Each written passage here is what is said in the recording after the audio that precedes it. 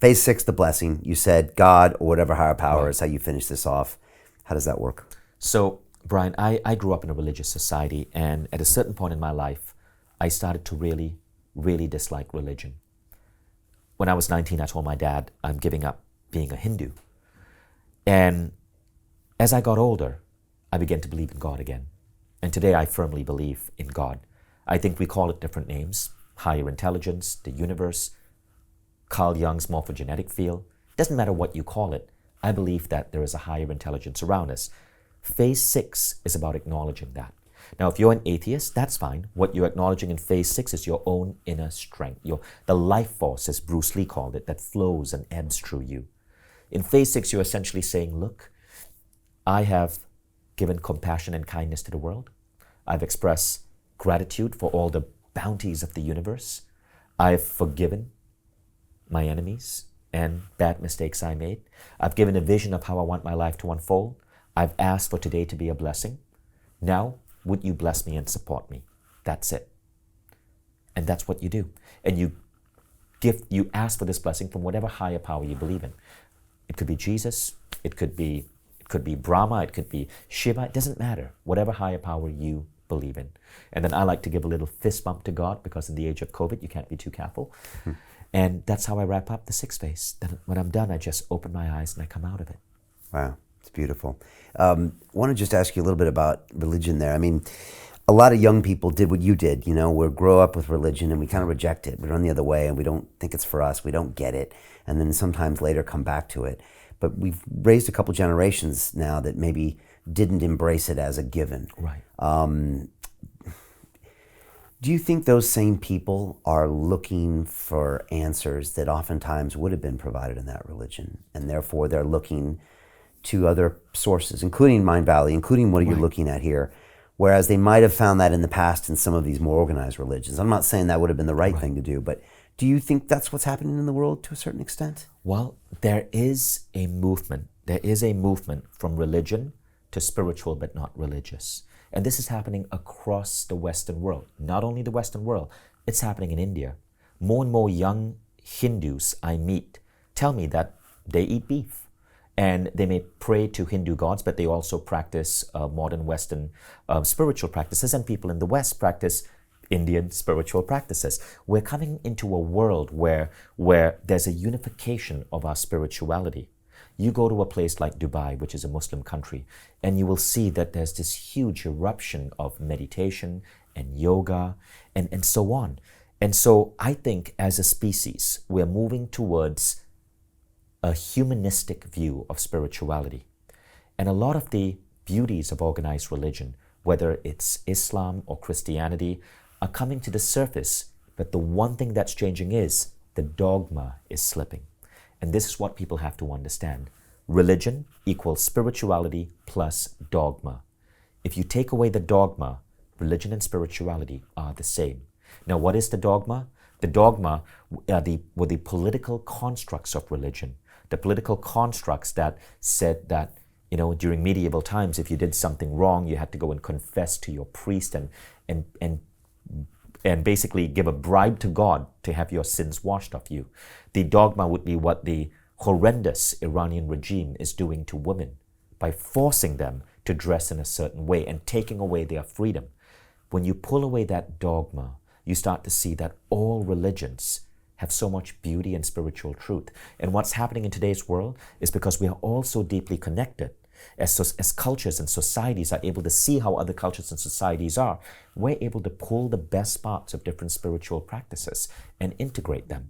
When you do the 6th phase meditation, you're actually integrating a ton of different spiritual beliefs. Just phase 1, you're bringing in Zen, Roshi, Buddhism, but you're also bringing in principles from Christianity, love thy neighbor. All of that is being integrated into one belief. It's so important.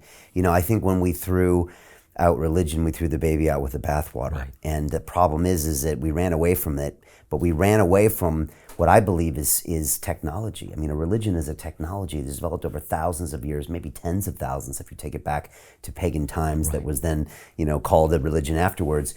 And look at what's in there. I had a guest in here named Dr. Rupert Sheldrake, who lives in London, and he wrote a book called Science and Spiritual Practices. I love that man. Oh yeah, okay. He's a really good friend. He lives down the road. What a great book. Yeah, he came to my Thanksgiving dinner here in London, and he loved it because it was a spiritual practice. Right. It was coming together to give thanks.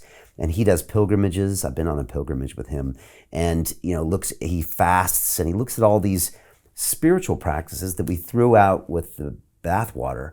That we have a need, humans have a need for that, to come together, to sing, to give alms to the poor, right. to fast, to have all of these things that make the world make sense to us and gives us the feelings inside.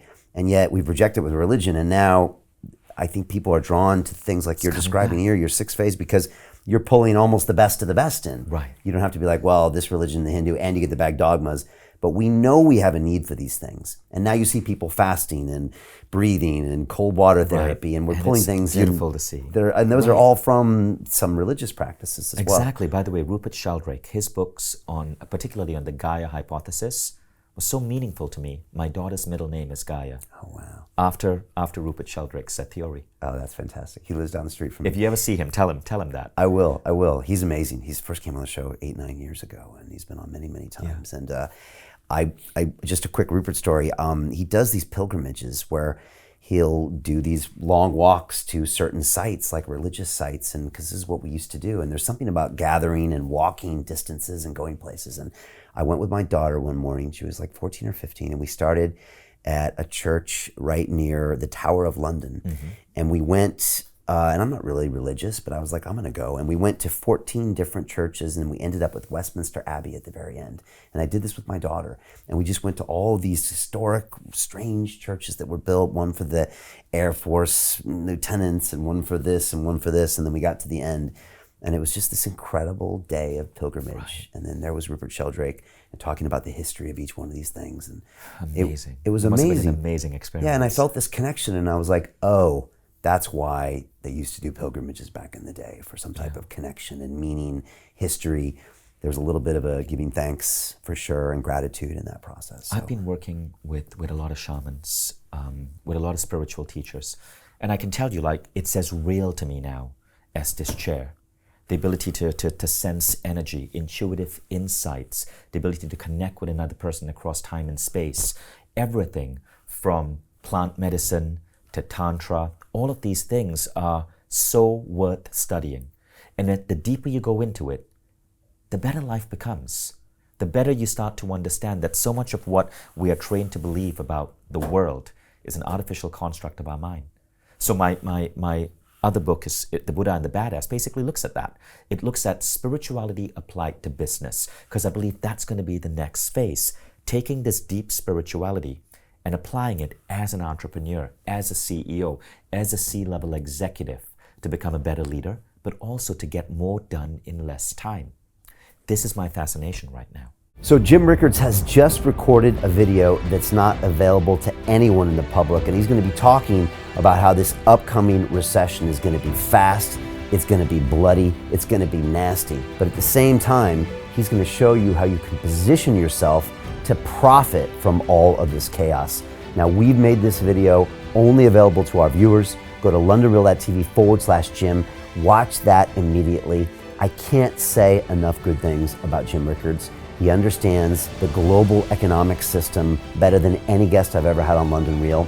His predictions are almost uncannily true, and you can learn how to profit from his vision, from his expertise, and his understanding of economics. So go to londonreal.tv/Jim or click the link below. It's an excellent, excellent look on what's going to happen in the future and how you can position yourself to profit from that. Jim is one of the best in the business, one of my favorite guests on London Real, and he's very, very good at predicting the future and showing us all to profit from it. So click the link, and I hope you enjoy. Hey, it's Brian Rose, founder of the DeFi Academy. I've told you my 4-week crypto bootcamp is amazing, but don't take my word for it. This is what my students are saying. The DeFi Academy was an amazing experience for me. It took me totally out of my comfort zone. In this course, I was challenged, I was held accountable, and pushed to do things that honestly weren't always easy. It's been phenomenal, and I can't believe we're already up on our 4 weeks. It has flown by. Going through this DeFi accelerator by far was one of the best courses I've taken. You do this course, you really get into the nitty-gritty of the activities that will make you comfortable with decentralized finance. Thank you so much to Brian and everyone at London Real and the DeFi Academy for even putting together an amazing course like this. Anybody else that wants to do it, please sign up. It is well worth the money.